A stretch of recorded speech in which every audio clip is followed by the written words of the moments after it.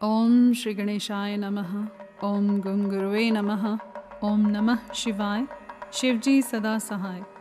शतरुद्र संहिता अध्याय 33 से लेकर 38 तक। शिवजी के किराता अवतार के प्रसंग में श्री कृष्ण द्वारा द्वैत वन में दुर्वासा के शाप से पांडवों की रक्षा। व्यास जी का अर्जुन को शक्र विद्या और पार्थिव पूजन की विधि बताकर तप के लिए सम्मति देना। अर्जुन का इंद्रकील पर्वत पर तप, इंद्र का आगमन और अर्जुन को वरदान। अर्जुन का शिवजी के उद्देश्य से पुनः तप में प्रवृत्त होना। तदंतर पार्वती के विवाह प्रसंग में हुए जटिल नर्तक तथा द्विज अवतारों की, फिर अश्वत्थामा अवतार की बात कहकर नंदीश्वर जी आगे कहते हैं, बुद्धिमान संत कुमार जी, अब तुम पिनाकधारी भगवान शिव के किरात नामक अवतार का वर्णन सुनो। उस अवतार में उन्होंने मूक नामक दैत्य का वध किया था और प्रसन्न होकर अर्जुन को वर प्रदान किया था। जब सुयोधन ने महाबली पांडवों को जुए में जीत लिया, तब वे सती साध्वी द्रौपदी के साथ द्वैत वन में चले आए। वहीं वे पांडव सूर्य द्वारा की हुई बटलोई का आश्रय लेकर सुखपूर्वक अपना समय बिताने लगे। प्रियवर, उसी समय सुयोधन ने आदरपूर्वक मुनिवर दुर्वासा को छल करने के प्रयोजन से पांडवों के निकट जाने के लिए प्रेरित किया। तब महर्षि दुर्वासा अपने 10,000 शिष्यों के साथ आनंद पूर्वक वहां गए और पांडवों से मनोनुकूल भोजन की याचना की। तब उन सभी पांडवों ने उनकी प्रार्थना स्वीकार करके दुर्वासा आदि तपस्वी मुनियों को स्नान करने के लिए भेजा। मुनीश्वर, इधर अन्नाभाव के कारण वे सभी पांडव बड़े संकट में पड़ गए और मन ही मन प्राण त्याग देने का विचार करने लगे। तब द्रौपदी ने श्री कृष्ण का स्मरण किया। वे तत्काल ही वहां आ पहुंचे और शाक के पत्ते का भोग लगाकर उन सभी तपस्वियों को तृप्त कर दिया। फिर तो महर्षि दुर्वासा अपने शिष्यों को तृप्त हुआ जानकर वहां से चलते बने। इस प्रकार श्री कृष्ण की कृपा से उस समय पांडव संकट से मुक्त हुए। तदंतर भगवान श्री कृष्ण ने पांडवों को शिवजी की आराधना करने की सम्मति दी। फिर व्यास जी ने भी आकर उन्हें शंकर के समाराधन का आदेश देते हुए कहा, शिवजी संपूर्ण दुखों का विनाश करने वाले हैं। वे भक्ति करने से थोड़े ही समय में प्रसन्न हो जाते हैं। इसलिए सभी लोगों को शंकर जी की सेवा करनी चाहिए। वे महेश्वर प्रसन्न होने पर भक्तों की सारी अभिलाषाएं पूर्ण कर देते हैं, यहाँ तक कि वे इस लोक में सारा भोग और परलोक में मोक्ष तक दे डालते हैं। यह बिल्कुल निश्चित बात है। इसलिए भुक्ति मुक्ति रूपी फल की कामना वाले मनुष्यों को सदा शंभु की सेवा करनी चाहिए, क्योंकि भगवान शंकर साक्षात परम पुरुष, दुष्टों के संहारक और सत्पुरुषों के आश्रय स्वरूप हैं।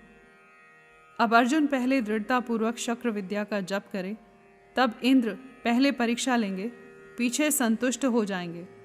प्रसन्न होने पर वे सर्वदा विघ्नों का नाश करते रहेंगे और फिर शिवजी का श्रेष्ठ मंत्र प्रदान करेंगे। नंदीश्वर जी कहते हैं, मुने, इतना कहकर व्यास जी अर्जुन को बुलाकर उन्हें शक्र विद्या का उपदेश देने को उद्यत हुए। तब तीक्ष्ण बुद्धि अर्जुन ने स्नान करके पूर्व मुख बैठकर उस विद्या को ग्रहण कर लिया।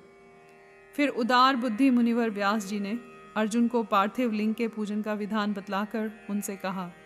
व्यास जी बोले, पार्थ, अब तुम यहाँ से परम रमणीय इंद्रकील पर्वत पर जाओ और वहाँ जाह्नवी के तट पर बैठकर सम्यक रूप से तपस्या करो।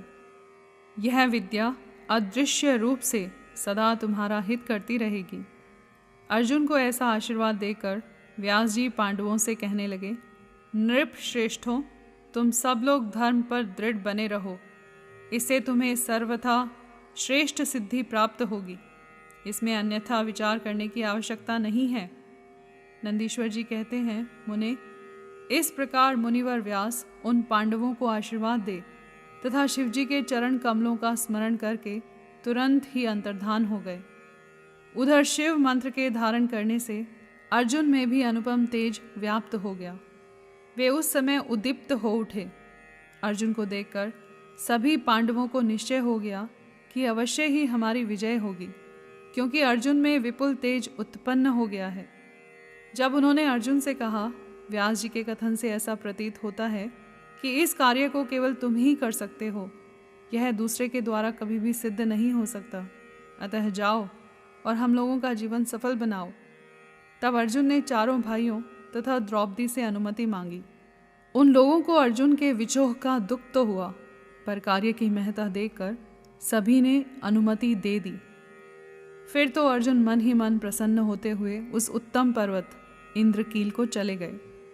वहां पहुंचकर वे गंगा जी के समीप एक मनोरम स्थान पर, जो स्वर्ग से भी उत्तम और अशोक वन से सुशोभित था, ठहर गए। वहां उन्होंने स्नान करके गुरुवर को नमस्कार किया और जैसा उपदेश मिला था उसी के अनुसार स्वयं ही अपना वेश बनाया। फिर पहले मन ही मन इंद्रियों का अपकर्ष करके वे आसन लगाकर बैठ गए। तत्पश्चात सम सूत्र वाले सुंदर पार्थिव शिवलिंग का निर्माण करके उनके आगे अनुपम तेजो राशि शंकर का ध्यान करने लगे। वे तीनों समय स्नान करके अनेक प्रकार से बारंबार शिवजी की पूजा करते हुए उपासना में तत्पर हो गए। तब अर्जुन के शिरोभाग से तेज की ज्वाला निकलने लगी। उसे देखकर इंद्र के गुप्तचर भयभीत हो गए। वे सोचने लगे, यह यहाँ कब आ गया। पुनः उन्होंने ऐसा विचार किया कि यह घटना इंद्र को बतला देनी चाहिए। ऐसा सोचकर वे तत्काल ही इंद्र के समीप गए। गुप्तचरों ने कहा, देवेश, वन में एक पुरुष तप कर रहा है, परंतु हमें नहीं पता कि वह देवता है, ऋषि है, सूर्य है अथवा अग्नि है। उसी के तेज से संतप्त होकर हम आपके सन्निकट आए हैं। हमने उसका चरित्र भी आपसे निवेदित कर दिया। अब आप जैसा उचित समझें वैसा करें। नंदीश्वर जी कहते हैं, मुने, उन गुप्तचरों के यों कहने पर इंद्र को अपने पुत्र अर्जुन का सारा मनोरथ ज्ञात हो गया। तब वे पर्वत रक्षकों को विदा करके स्वयं वहां जाने का विचार करने लगे। विप्रवर, इंद्र अर्जुन की परीक्षा करने के लिए वृद्ध ब्रह्मचारी ब्राह्मण का वेश बनाकर वहां पहुंचे। उस समय उन्हें आया हुआ देखकर पांडुपुत्र अर्जुन ने उनकी पूजा की और फिर उनकी स्तुति करके आगे खड़े हो पूछने लगे, ब्राह्मण, बताइए इस समय कहाँ से आपका शुभागमन हुआ है।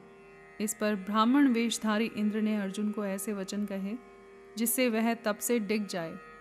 पर जब अर्जुन को दृढ़ निश्चय देखा, तब अपने स्वरूप में प्रकट होकर इंद्र ने अर्जुन को भगवान शंकर का मंत्र बताया और उसका जप करने की आज्ञा दी। तदंतर अपने अनुचरों को सावधानी के साथ अर्जुन की रक्षा करने का आदेश देकर वे अर्जुन से बोले, भद्र, तुम्हें कभी भी प्रमाद पूर्वक राज्य नहीं करना चाहिए, परंतप यह विद्या तुम्हारे लिए श्रेयस्कर होगी। साधक को सर्वथा धैर्य धारण किए रहना चाहिए। रक्षक तो भगवान शिव हैं ही, वे संपत्तियां और मोक्ष फल दोनों समान रूप से देंगे, इसमें तनिक भी संशय नहीं है। नंदीश्वर जी कहते हैं, मुने, इस प्रकार अर्जुन को वरदान देकर देवराज इंद्र शिवजी के चरण कमलों का स्मरण करते हुए अपने भवन को लौट गए। तब महावीर अर्जुन ने भी सुरेश्वर को प्रणाम किया और फिर वे मन को वश में करके इंद्र के उपदेशानुसार शिवजी के उद्देश्य से तपस्या करने लगे। यहाँ पर अध्याय 33 से लेकर 38 तक संपूर्ण हुए।